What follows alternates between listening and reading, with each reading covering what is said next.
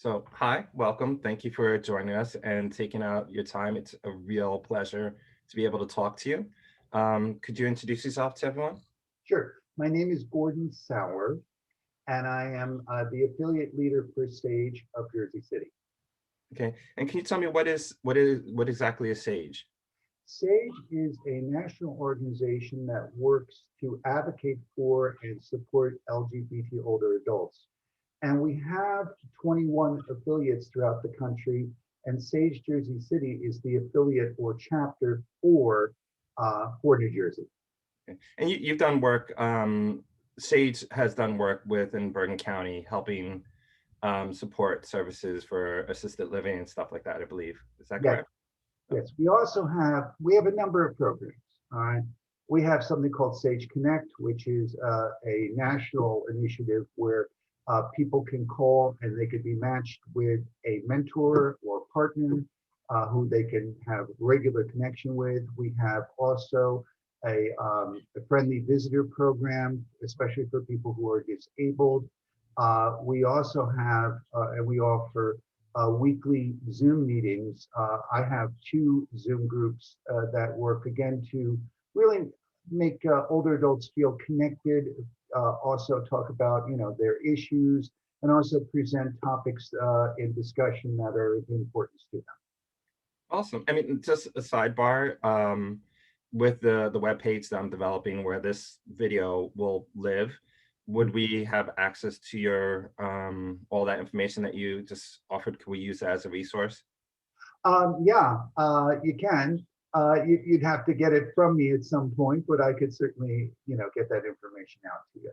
That would be perfect because that's so valuable. And we also, by the way, the Hudson Pride Center in Jersey City, which is a wonderful, wonderful resource, by the way. Yeah, absolutely. And so, could you explain this legislation and that just recently passed and your involvement in it? Yeah, the legislation is very, very important for LGBTQ older adults. Basically, it does two things. Number one is it requires all the long-term caregiving facilities in New Jersey to have a LGBTQ plus patients bill of rights. Additionally, also for people who are HIV positive. In addition to that, it requires cultural competency training on the needs of LGBT older adults that take place in these facilities. So this is very important because it's a matter of one, making it very clear what the rights of LGBTQ older adults are, in addition to the fact that the staffs of these institutions need to be trained. So very, very important things. That's amazing, and it's like I remember when it came out, we were like, "Woo, yay!" We're very happy. And I have to say, my involvement personally was, and I was very fortunate. I remember getting a call from Garden State Equality, and they asked, with your, on behalf of Sage Jersey City, could you testify? So I actually was able to submit a testimony and then testify twice on behalf of the bill. And that was, part of the process of having the bill get out of the committees and then eventually go into, well, in one case, the Senate, in the other case, the legislature, and then eventually be passed. So I was so glad that I could help and then I could do it. That's amazing. That's really, really, truly amazing. Um, I'm just so happy. Okay, so let me ask you. So Murphy signed this legislation to afford protections, but what do you think are the challenges that come along with that? So how do you exterminate discrimination? How do you go about doing that? Well, I wish I had an answer, as I mentioned, previously. I wish I had an answer to that. Boy, would that be great. Would that help the country? But the concerns and the reason for the bill is what occurs is that people who have been, we'll say, for example, in relationships, long-term relationships, they go into long-term care facilities and they go back into the closet. And the reason they do is that they are fearful, with some justification, that they may be discriminated against. And what we are trying to do is to build the foundation and build, build safety for these folks. It's an ongoing process. It is going to take definitely initiatives like this. It's going to take time. Many, many things. It's also especially important regarding people who are HIV positive because as of, and I don't have the exact data on this, but as of, I think it was last year, a study came out that said that over 50% of people who are HIV positive are over 55. So long-term care institutions need to be ready for their needs. So it's very important on many, many levels. Yeah, absolutely. So, talking about that, so in Bergen County, what are your thoughts on the fact that we don't have an LGBT center? I think you really need one. And I believe that because, first of all, there is a very significant LGBTQ plus population in Bergen County. And the fact is, they need a place to be, to feel safe, to basically be able to openly speak about who they are, their opinions on different things. They also need a center as a place that can advocate for them and that can provide them support when they need that. I think of, as I say, the facility that Sage works out of, which is the Hudson Pride Center in Jersey City, which is just wonderful, a wonderful, wonderful support for the community. And it's not just about, of course, LGBTQ plus older adults. It's also about youth. It's about everybody of all ages. And it's also a very positive thing for the community. What I think any community wants to do is make sure that people feel included. Bergen County is, as Hudson County, for example, where Jersey City is a very diverse area, and we want to embrace that diversity rather than push it away. Yes, excellent, excellent. So, were you a part of setting up Hudson Pride, the center there? Did you have any role in that, or? I basically, what I do is Sage Jersey City, back in the days when we could meet, all right, Sage Jersey City met there. I do meet with the staff of such a Hudson Pride. I'm not a staff member per se, but I am as someone who, runs multiple groups and that kind of thing. I work with them and they help to support Sage, the Sage presence in Jersey City, or I should say in Hudson Pride Center and Jersey City. And basically that's what I do. Yeah. And can I just say how important this is, I mean, specifically for the LGBT community, because so many of our elders have died and or just didn't exist because you couldn't be transgender in such and such a day publicly. You couldn't be an openly lesbian couple, so we just didn't have that. And the loss of the opportunity to create families, to create support networks, and now we have such a big population that doesn't have support, and we owe them. I do this to not for just the straight community or whoever the powers may be, but also for our own community, saying we have a responsibility to our elders and to take care of them. And it's just a perfect example because you have so many youth that are displaced, and then and don't have support from their family, and then you have so many elders that are displaced and don't have any support from family. Why can't we marry those two? Mhm. That would be a healing process. Why can't we develop those things? And within our own community, we should be thinking that way. So I am so for you guys and all about this. I really, really, truly am. Um, but my last question is, do you see, excuse me, with what you are doing and your involvement, directly or indirectly, do you see any barriers, or do you know of any barriers? Because the idea is to put this out on the table for everyone to look at, and eventually someone can be like, oh, I have the answer to that, or oh, I can do that, and then they can take it on. So I, what is your insight? yeah, I think, of course, right now, in the past few years, the country in general has been so polarized.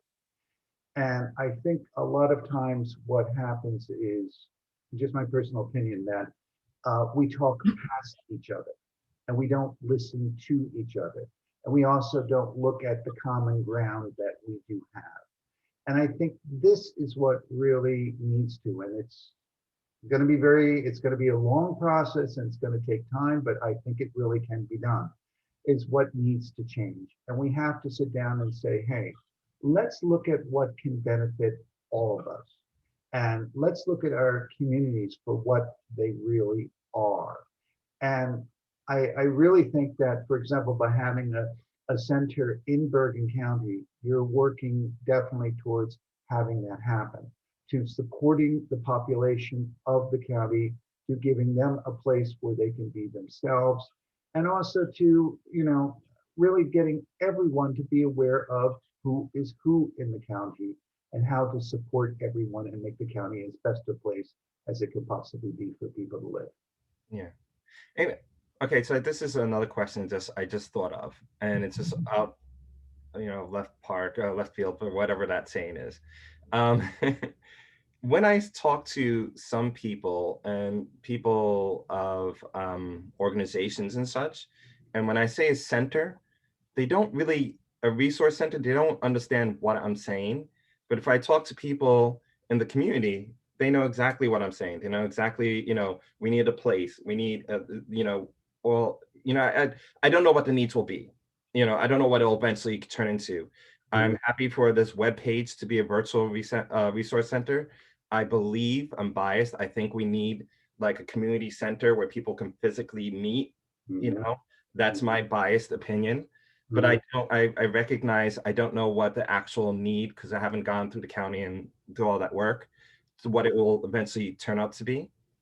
But when I say a center, people are often saying, oh, well, we have Newbridge, or we have, that could be a center. I'm like, that's not a center, that's a hospital. And when a hospital can't provide resources and, to mhm, other agencies and stuff like that. And there's a real lack of understanding between the two. mhm. Would you have any insight in that? Because I don't know why this is such a confusing thing to say. Well, I think, part of it is because, a center can be many different things. To me, what a center personally is, okay, is a place that a person can go, get information, feel supported, get that support. And there are a variety of roles, of course, that a center would take on. Nowadays, that we're in a, online or in an online world in many, many ways, that is one of the components that they would have. The other thing would be, of course, a place for information. And that information can either be online information, but it also can be, handouts, worksheets, that kind of thing. Additionally, too, it is a place where people come together to meet. And that can happen, of course, as we know, via Zoom. I do Zooms 4 times a week now. I can also say, quite frankly, that a Zoom is not the same as an in-person meeting. And I think that is when we get back to the time that we can comfortably have them again, I think they are crucial to have, especially for LGBTQ older adults, not all of whom, by the way, are computer savvy and comfortable with Zoom. And it's also a place where programs can be created, such as, for example, as I said with Sage, a friendly visitor program where people can go out and actually go to the homes of people and give them the support they need. Because remember, again, you have a disabled population that need that support, and they don't necessarily only need the idea of having a phone call or a Zoom meeting. They need the support with a person with them one-on-one. Yeah. So I would say these would be the types of things that that a center could be. Yeah. I mean, isolation is a huge part of the issues within our community. Mhm. And, I don't see why this is such a hard thing to grasp, because we have so many homeless youth. We have so many, they don't all of a sudden develop into millionaires, they stay homeless a lot of the time, or don't have access to these things. So we need a physical place. Right. And the other thing is that people need to understand is that we do not have, the LGBTQ community does not have, as they age, the support systems necessarily. There are those of us who do have children. There are those of us who do have supportive relatives, but there are other folks who have really no support at all. And that's what folks need to understand, and that it is really crucial to have that kind of support for people, as well as going, with youth who have maybe been, cast away from their homes, who do not have, a good communication with their parents, who are homeless. They really, really need the support that a center can give. Yeah. And I also like to bring up the fact that, every other group or religion or creed has a physical space to go to. They have Mhm. churches, they have centers, they have things to go to. We Mhm. don't have. We literally do not have a space to go to. And that alone should warrant, we need to dedicate a space to people, they need a place, so Mhm. that's just my 2 cents. Mhm. So, before we wrap up, I just wanted to leave any space if you wanted to add anything, if you had any questions to me, or if you don't, that's fine. Let's see if there's anything else you want to add to No, this. I think we're good. I want to wish you all the best in this endeavor. I think it is extremely, extremely important that it be done. And, I'm here to support you. So please do keep in contact with me and let me know what I can do. Absolutely. So you know that this is being recorded to be eventually placed onto a website, and do you give consent to that? Yes, And you feel okay with everything that we've been talking about? yes, And and lastly, I just wanted to say thank you so much for not just doing this, but for being the person you are, because we don't have people like you. There's so few, and so um, this is so rare in our community to have someone that stands up and does this work, because it's not easy. It's not easy, and to be so visible, and you know we don't I just want to say how valuable you are and how appreciated you are and how important you are to our community. And from the bottom of my heart, thank you for doing what you've done and what you continue to do. well, thank you so much. Thanks for saying that. I really appreciate that. And thank you so much for what you are working to do. Very appreciated. Thank you. Well, I'm going to end the recording. Okay.